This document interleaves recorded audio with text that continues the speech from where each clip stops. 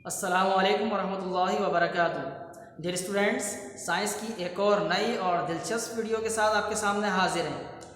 हमने last video में chapter number 1 शुरू किया था और उसका पहला लेसन साइंस के बारे में था, साइंसदान के बारे में था, लेबॉर्ट्री के बारे में था और ख़ास तौर पर उन इंस्ट्रूमेंट्स के बारे में था जो साइंस लैब में इस्तेमाल होती हैं। याद आया? बहुत सारी चीज़ों के नाम हमने पढ़े थे। उन्हीं में इस वीडियो में हमने आपको बताया था कि इनके इस्तेमाल भी हम सीखेंगे, तो आज उनमें से कुछ चीज़ों के इस्तेमाल हम सीखने जा रहे हैं। तो सबसे पहले जो चीज़ हम यहाँ इसमें पढ़ने जा रहे हैं वो मैं आपके सामने रख रहा हूँ। आप इसका नाम मुझे बताएंगे। जी, याद आया? क्या नाम था इसका? Yes, very good. This is microscope. आपने बिल्कुल सही बताया, माइक्रोस्कोप है। साइंस लैब में माइक्रोस्कोप का क्या काम होता है? माइक्रोस्कोप एक ऐसा इंस्ट्रूमेंट है जो बहुत छोटी चीज़ों को वाज़े तौर पर देखने के लिए इस्तेमाल करते हैं या ऐसी चीज़ों को देखने के लिए इस्तेमाल करते हैं जो आम आँख से नज़र नहीं आती। फॉर एग्जाम्पल, आपने सुना होगा कि लिविंग थिंग की बॉडी सेल्स से मिलकर बनी होती है, लेकिन ये सेल्स हमें नज़र नहीं आते, आम आँख से नज़र नहीं आते। माइक्रोस्कोप की मदद से ये सेल्स देखे जा सकते हैं। तो मैंने माइक्रोस्कोप के दो काम बताए। नंबर 1, जो बहुत छोटी चीज़ें होती हैं, आम आँख से वाज़े तौर पर नज़र नहीं आती हैं, उन्हें वाज़े तौर पर देखने के लिए माइक्रोस्कोप को इस्तेमाल किया जाता है। और नंबर 2, ऐसी चीज़ें जो आम आँख से बिल्कुल भी नज़र ही नहीं आती, उन्हें माइक्रोस्कोप की मदद से देखा जाता है। दूसरी चीज़ के बारे में बात करते हैं। ये देखिए, याद आया? इसका क्या नाम बताया था हमने आपको, और नाम याद करने के लिए भी कहा था। Yes, electronic balance. ये एक इलेक्ट्रॉनिक बैलेंस है। इसके अलावा हमने आपको बताया था कि फिजिकल बैलेंस भी होते हैं, मतलब जो इलेक्ट्रिसिटी से नहीं चलते, मैनुअली चलते हैं। जैसे आपने जो फ्रूट्स वाले होते हैं उनके पास जो तराजू देखे होंगे वो मैनुअल बैलेंस होते हैं, उन्हें इलेक्ट्रिसिटी की ज़रूरत नहीं होती, उन्हें फिजिकल बैलेंस कहा जाता है। ये इलेक्ट्रॉनिक बैलेंस है। तो लैब में, साइंस लैब में, लेबॉर्ट्री में इसे किस काम के लिए इस्तेमाल किया जाता है? तो गौर से सुनिए। साइंस लैब में मुख्तलिफ एक्सपेरिमेंट किए जाते हैं, तजरीबात किए जाते हैं। उन तजर्बात में मुख्तलिफ केमिकल्स इस्तेमाल होते हैं। उन केमिकल का वज़न तोलने के लिए ये इलेक्ट्रॉनिक बैलेंस इस्तेमाल किया जाता है। और इसका यूनिट जो है, जो हम सामान इस पर तोलते हैं, जो वेट हम मालूम करते हैं, वो आम तौर पर ग्राम्स में मालूम करते हैं। क्या यूनिट बताया मैंने? जी, ग्राम्स। वेट जो है वो किस में नोट किया जाता है? ग्राम्स में। याद रखिएगा, इससे मुतालिक आगे होमवर्क आने वाला है। उसके बाद तीसरी चीज़, जी अभी आपको देखते इसका नाम याद आ जाएगा। याद आया? क्या है ये? Yes, measuring cylinder. Measuring cylinder है ये किस काम के लिए इस्तेमाल होता है? तो गौर से सुनिए। इसे हम लिक्विड्स का वॉल्यूम मालूम करने के लिए इस्तेमाल करते हैं। लिक्विड्स यानी ऐसी चीज़ें जो बहने वाली होती हैं।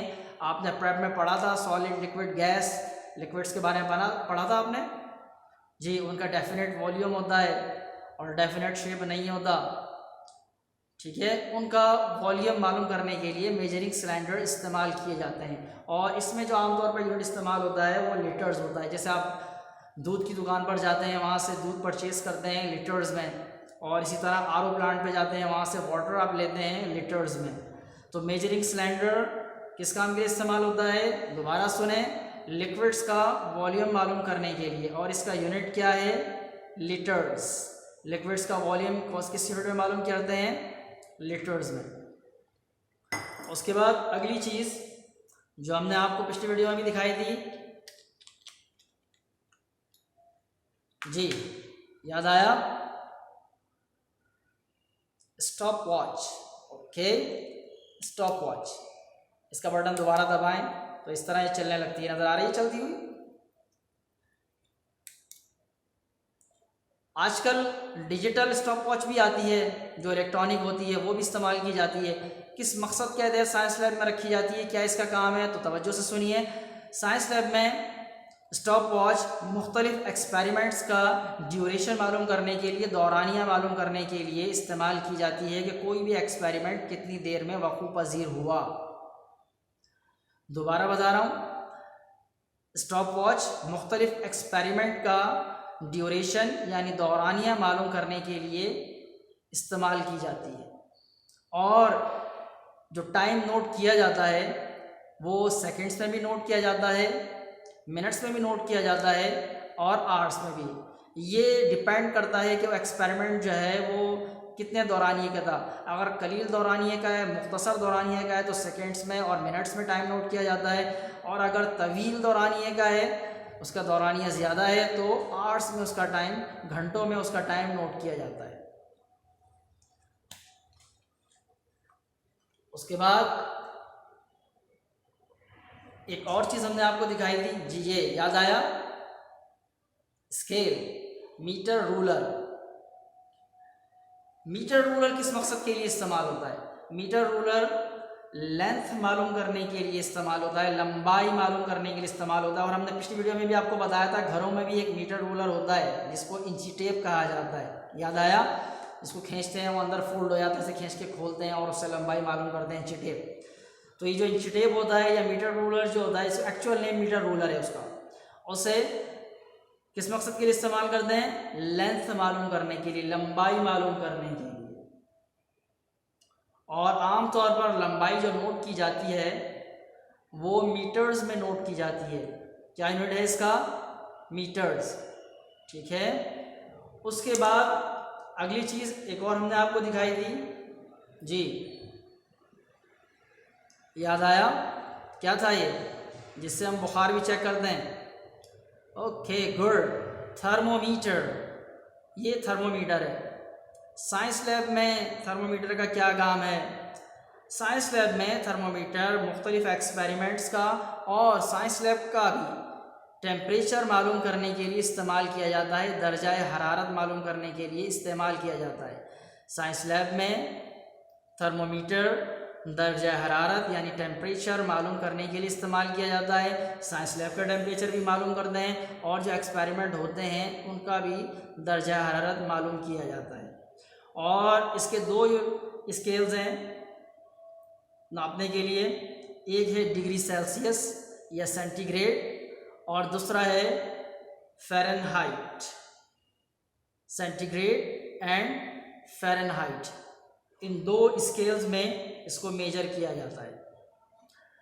उम्मीद है कि आज जो चीज़ें आपको बताई गई हैं वो यकीनन आपको समझ आई होंगी। इस वीडियो को बार बार देखें ताकि ये चीज़ें आपको अच्छी तरह समझ में आ जाएं और आप इनको समझ सकें। और अगर कुछ समझ में नहीं आता या मज़ीद चीज़ें देखना चाहते हैं तो यहाँ बुक पर जो हमने पहले भी सब आपको बताया था, पेज नंबर 3 पे ये चीज़ें मौजूद हैं। देखें यहाँ पर इनके यूनिट्स भी लिखे हुए हैं और इनके इस्तेमालात भी लिखे हुए हैं। तो घर में किसी की निगरानी में बैठकर आप इसको पढ़ेंगे और इसके इस्तेमालात को अच्छी तरह हमारी वीडियो को भी देखेंगे, उसके ज़रिए भी आपको मालूम होंगे और इसके ज़रिए मालूम हो जाएंगे।